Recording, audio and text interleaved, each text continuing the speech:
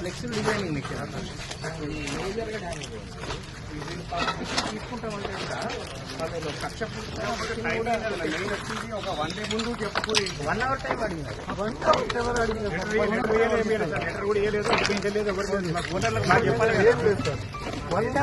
కొద్దిగా సార్ అంత మొత్తం పార్టిసిపేట్ చేస్తున్నారు. ఇక్కడ తీసుకెళ్ళి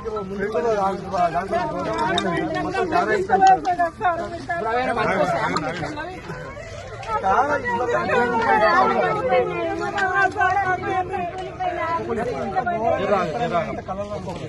చాలా ఇంత దౌర్జన్యం చేస్తారని అయితే అనుకో. ఇలాంటి ప్రభుత్వం నేను ఎప్పుడు చూడలేదు సార్. నేను దాహు వచ్చిన కానీ నేను వచ్చిన కానీ ఇంత ఇంకా 30 సంవత్సరాలు అవుతుంది. ఎందుకంటే ఏ ముఖ్యమంత్రి అలా చేయలేదు సార్. ఇలాంటి మనుషులు అంటే నేను ఎక్కడ చూడలేదు సార్. సార్ నాకు కనికరం లేదు సార్. 10 మంది పైన అయినా ఎక్కి స్కూల్ ఓపెన్ చేస్తున్నారు. కరెంట్ కూడా కట్ చేసేసారు సార్. అలాంటి ఘోరం చేసేది సార్. అన్ని ఓపెన్ చేసి అన్ని తీసుకొస్తున్నారు. మిషన్ ఆన్ చేయడానికి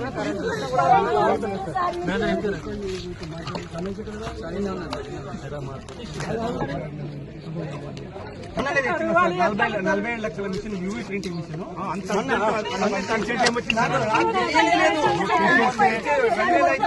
మిషన్లు తీసుకొచ్చి నేను మొత్తం దగ్గర దౌర్జన్యం ఎంబడి వచ్చేది నీళ్ళు వచ్చేదా సార్? టైం ఇస్తే తీసుకుంటే అయిపోయారు కదా. ఒక్క రోజు కాదు, గంట ఒక్క గంట మా బీసీలు మేము తీసుకోవడానికి కూడా ఈ టైం బయట పడేసారు సార్.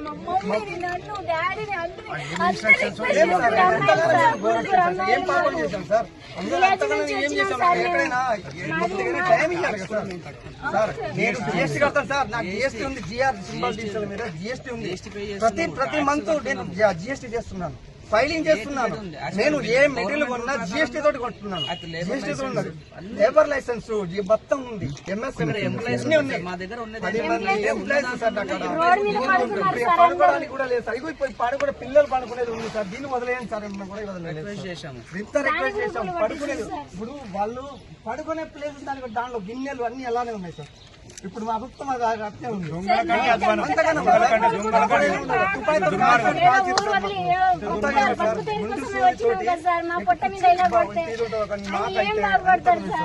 అంత ఘోరంగా చేయడం అది ఎంతవరకు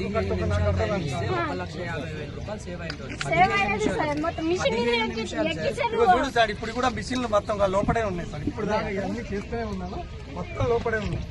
చాలా ఘోరంగా సార్. ఎంత ఘోరం చేయడం ఎక్కడ చూడలేదు సార్. ఏ ప్రభుత్వం సార్ అంతగా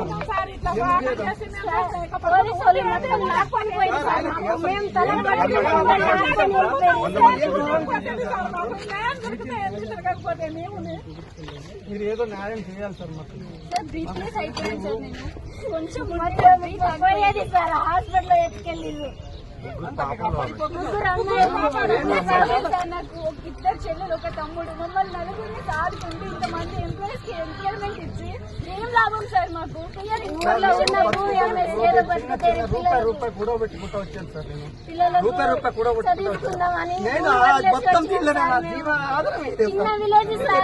విలేజ్ లో కూడా ఏదో వచ్చినాం సార్. ఎంత ఏం చేయాలి సార్? నేను ఎక్కడికి పోవాలి సార్? ఎవరు సార్ నన్ను ఆదుకునేటోళ్ళు?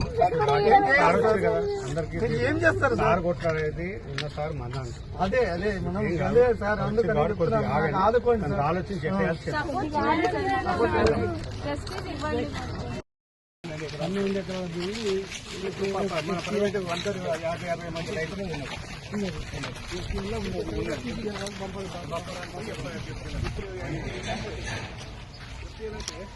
పప్పటి చూడండి బిల్డింగ్ పోతుంది.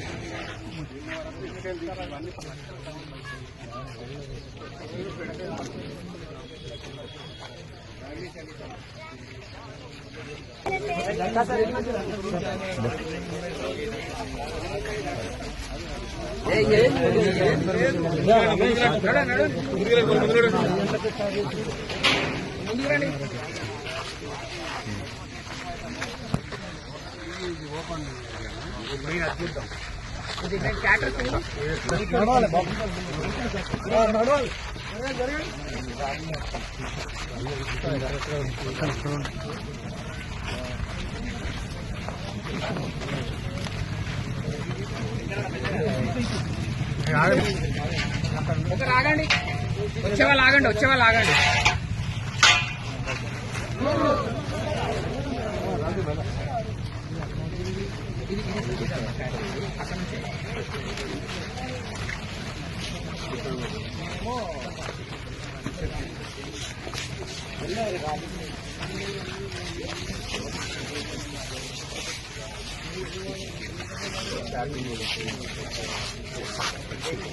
Lakshmipur sir, printing process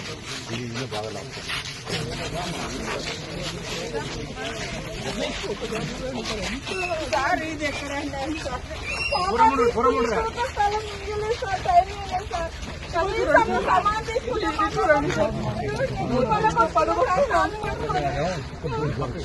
పడగొట్టుకున్నా sir కాళ్ళు. అసలు 2 ఏళ్ళు కూడా కాలేదు సార్ కట్టి. కట్టలేదు 50 లక్షల రూపాయలు కన్స్ట్రక్షన్ ఖర్చింగ్ అయింది నాకు. ఒక్కటి వచ్చే ఐటమ్ ఒక్కటి కూడా పనికి రాకుండా చేశారు. అది కూడా ఒక్కటి ఒక మెటీరియల్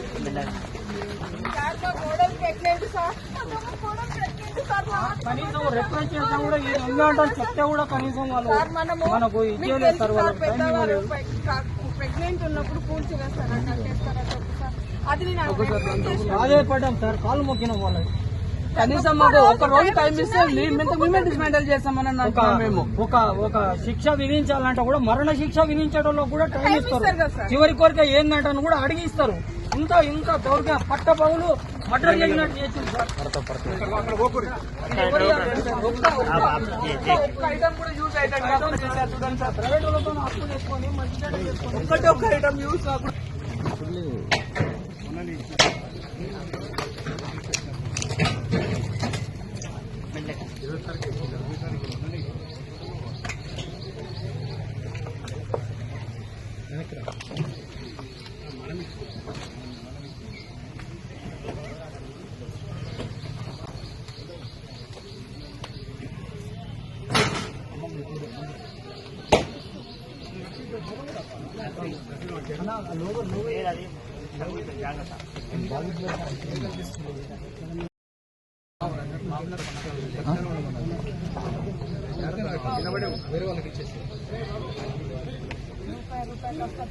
फोटो కోసం ఆయన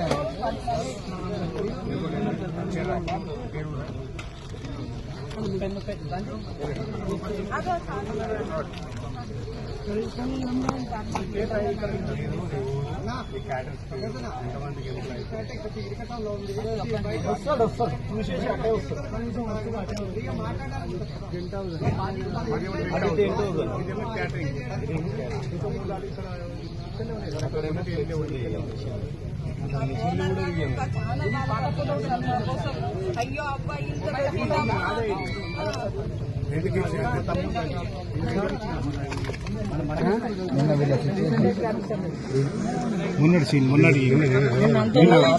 బాబు ఇదిగేమో అమ్మది శంకరేడు అక్కడనే వస్తాడు. అక్కడనే సార్ 2 కాళ్ళు పట్టుకొని నెత్తి కొట్టుకున్నాం సార్. సార్ ఇక చూడు సార్, నెత్తి వాళ్ళిపోతే కూడా వాళ్ళకి దాచిన కనీసం టైం అంటే మా సొమ్మన మేము ఇచ్చేసుకుంటాం. రమేష్ ఇంతవరకు ఉన్నాం సార్. అతను కూడా రాయమన్న సామాను దీనికి ట్యాక్స్ అన్ని కంప్లీట్ గా రిజిస్ట్రేషన్ ఒక్కొక్క గిన్నె 2 సార్ వచ్చింది సార్. గృహప్రవేశం సార్ వచ్చింది. మీరు మీ దయ వల్లనే ఇద్దరం వచ్చిన గురువు వచ్చినాడు. నాకు ఏదో ఒకటి కావాలి సార్. ఎందుకంటే నేను 2 రూపాయలు కాదు కదా సార్, ఎంత నష్టం దీని స్థితిలో ఉన్నాను సార్.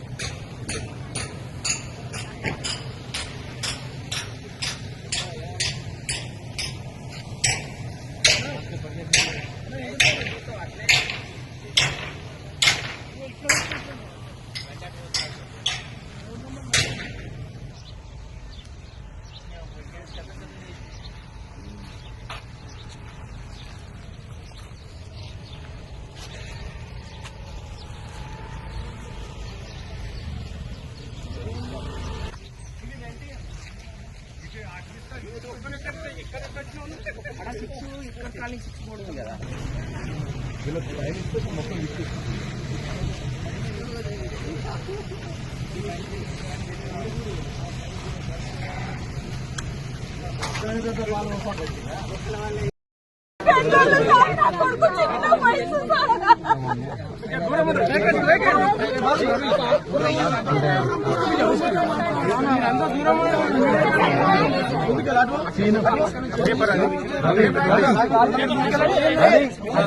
రాసిచ్చింది ఏదుంది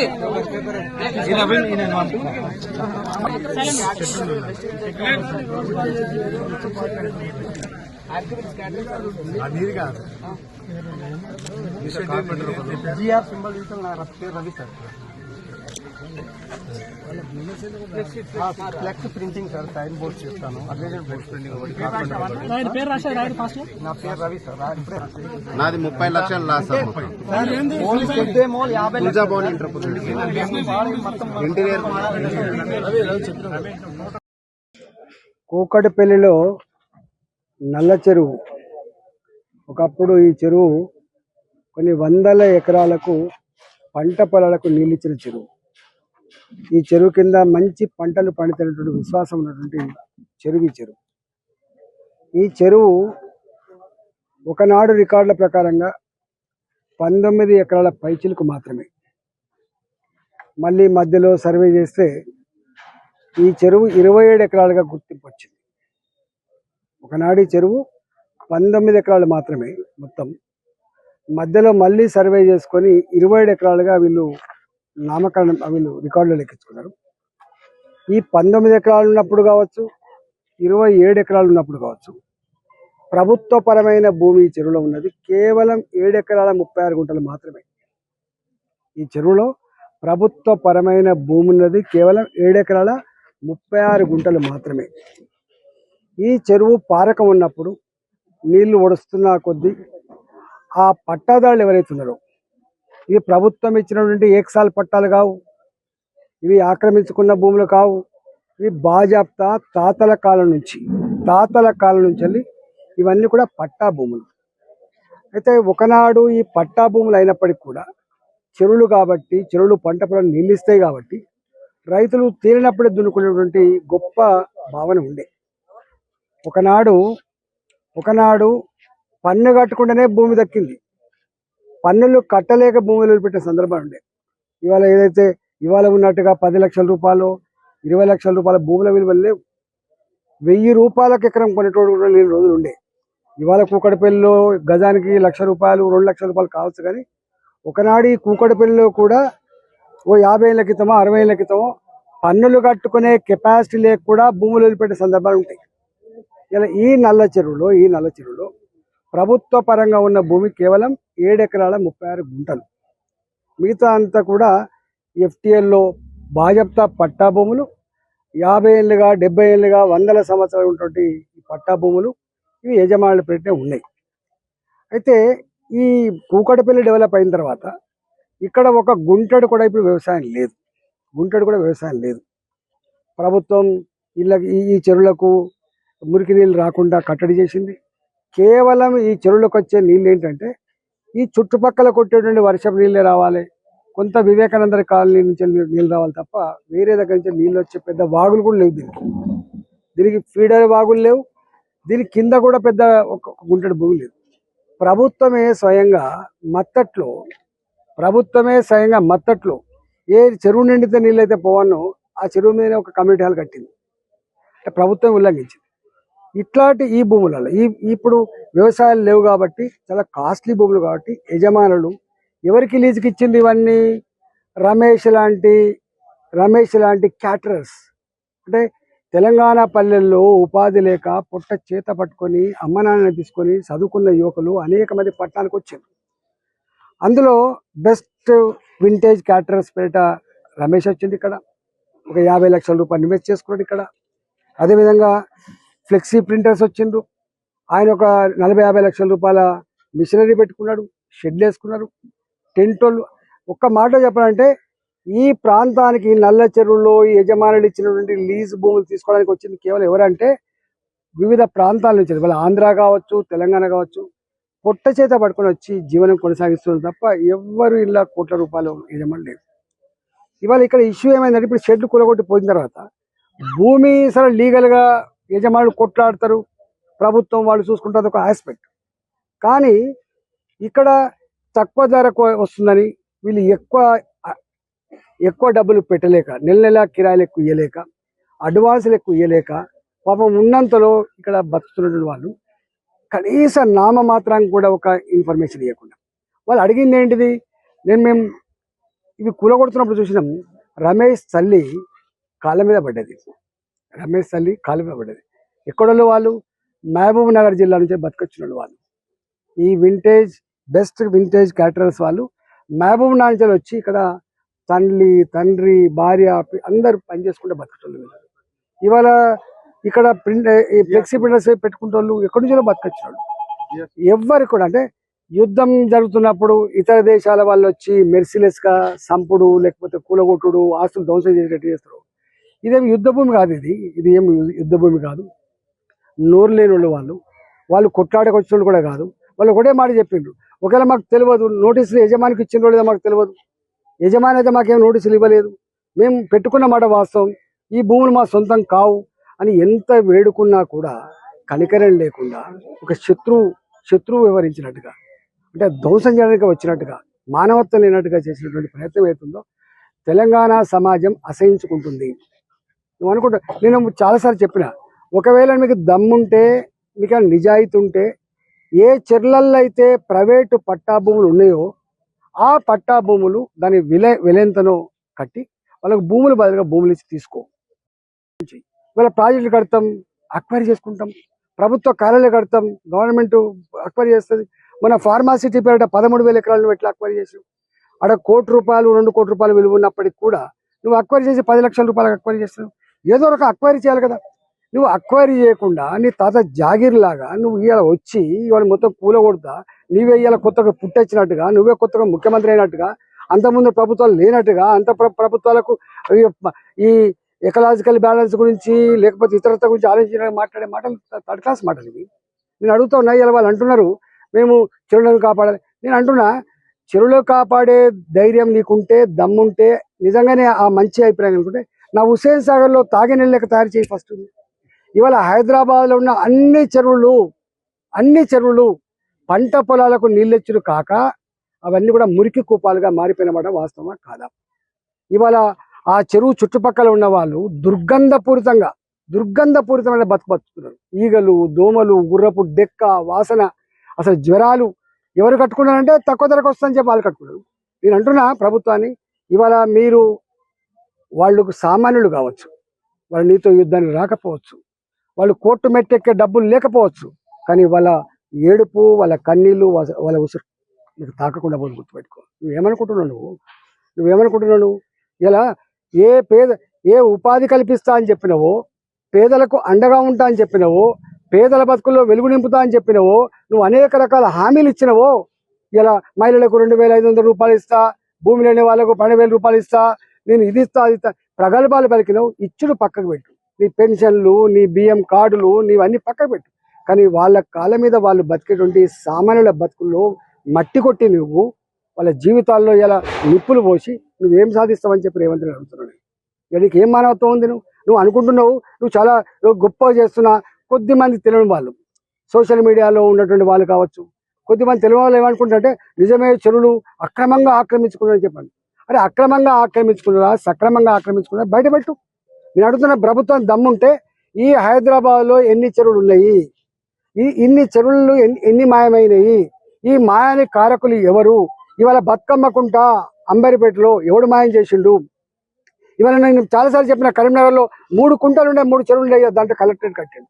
ఇవాళ అనేక చెరువులు, అనేక కుంటలు. ఇవాళ ఇక్కడ కృష్ణకాంత్ పార్క్ ఉంటుంది, ఈసుబుడిలో ఉంటుంది.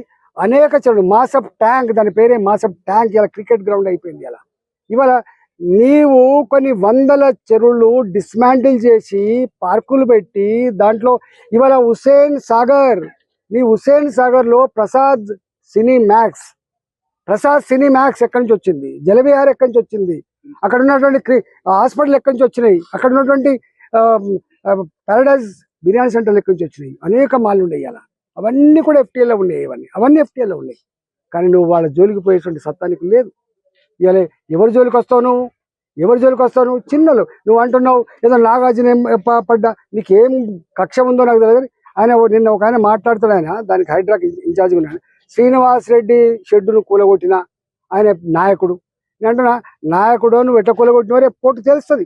అసలు ఎంత దారుణం అంటే షెడ్లు కూలగొట్టి పోలే వీళ్ళు, షెడ్లు కూలగొట్టి అందులో ఉన్న సామాను కూడా డోజర్లకి అంటే ధ్వంసం చేస్తుందంటే ఎంత కక్షపూరితంగా ఉన్నారు వీళ్ళు, ఎంత ద్వేషపూరితంగా ఉన్నారు వీళ్ళు, అంటే వాళ్ళ బతుకుల పట్ల ఎంత హీనంగా వ్యవహరిస్తున్నారో దాన్ని బట్టి మనకు అర్థం కావాలి.